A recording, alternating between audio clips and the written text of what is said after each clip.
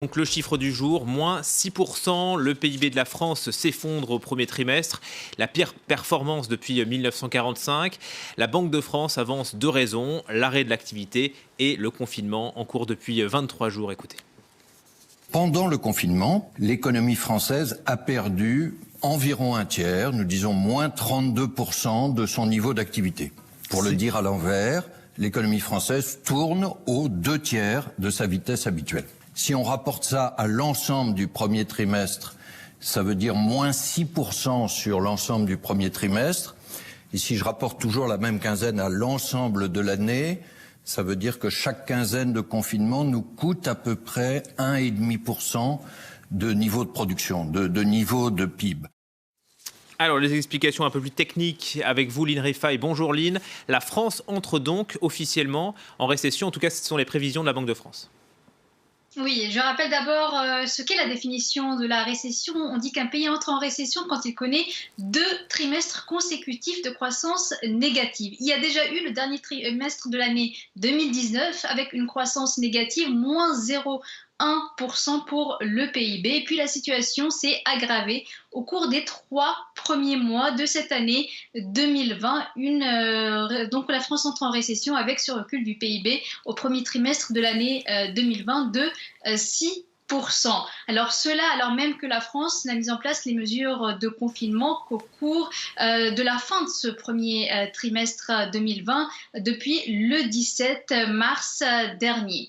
Et puis ce niveau donc de recul du PIB, du recul de la richesse nationale produite est le plus important depuis la Seconde Guerre mondiale, puisque même par exemple pendant les événements de mai 68, eh bien, le PIB n'avait reculé à l'époque que, entre guillemets bien sûr, de 5,3%. La situation est donc plus grave aujourd'hui, en tout cas en termes de recul de la richesse nationale produite. Et on a entendu le gouverneur de la Banque de France, chaque quinzaine de confinement a un coût pour l'économie française. Elle coûte à la croissance 1,5 point donc de PIB. Et puis pour l'ensemble de cette année, la croissance devrait reculer bien au-delà du niveau atteint en 2009 lors de la crise financière.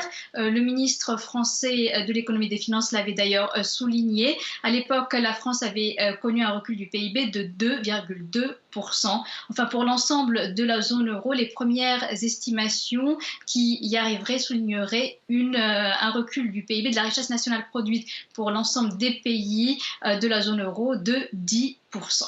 Oui, l'Europe, Line, qui ne parvient toujours pas à trouver une réponse commune pour faire face.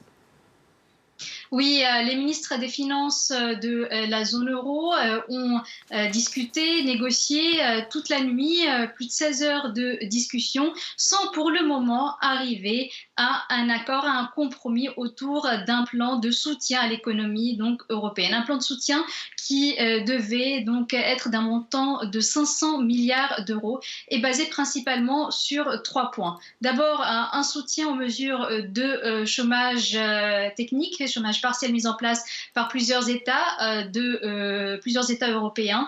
Un soutien également aux entreprises à travers donc une garantie des prêts des entreprises. Et puis un soutien aux États qui rencontreraient des difficultés pour se financer sur le marché à travers donc des prêts à ces États. Alors ces prêts devaient passer par le biais du mécanisme européen de stabilité, le MES, ce fonds qui avait été créé pendant la crise des dettes souveraines en 2012 pour aider les pays qui avaient du mal à se financer sur le marché. Problème, certains pays comme l'Italie craignent des conditions restrictives, difficiles avec l'octroi de ces prêts et soutiennent plutôt l'idée d'une mutualisation des dettes européennes, c'est-à-dire une émission d'obligations, une émission donc de dettes qui serait commune à l'ensemble des pays donc de la zone euro. Idée qui rencontre des réticences, notamment de la part de certains pays comme l'Autriche, comme les Pays-Bas, pour ne citer que ces pays. Les discussions doivent donc se poursuivre et certains pays comme la France, comme l'Italie aimeraient qu'à l'issue de cette réunion des